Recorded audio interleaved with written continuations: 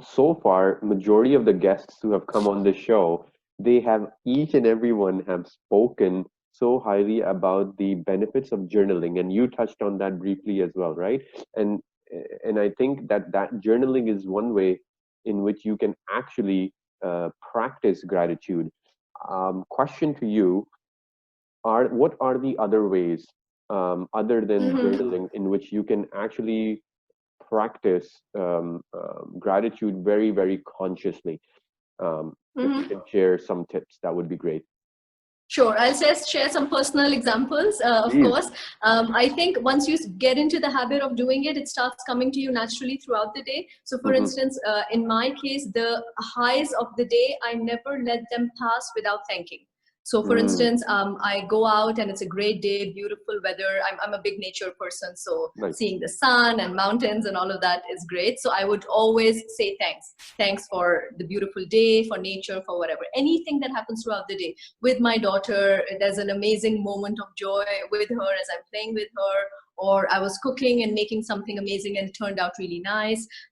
On a particular project, simple small things on, Mm, I was working and I was in the flow and I was able to even work, and finish the stuff that I was meant to do. So stopping during the day and saying thanks, when you have this feeling of, good, okay, that's great, I did that. That's one. The other is, and this one works for me when I'm feeling low and nothing seems to get me up.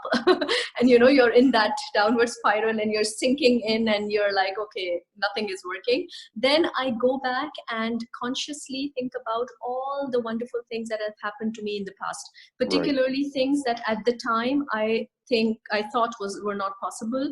I would Mm, not be able to make it. I wouldn't be able to get this job or work on this project or have these many friends, whatever small things they might be. And the further back you go, you also realize that as a kid, you didn't have the kind of intellect and the emotional intelligence and the wisdom and maturity that you have now. mhm, So, you think about, okay, if an 11-year-old girl relocated and changed her life and was able to adjust in a new school, in a new country, in an unsafe environment, at this age, probably I can do better than that, right. So just going back and looking at all the experiences, how far you've come, and thanking God at every single point in time for those.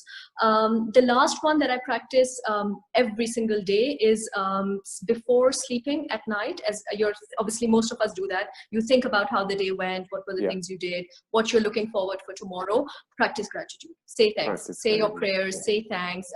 Remember the good things. Just kind of recap in your mind.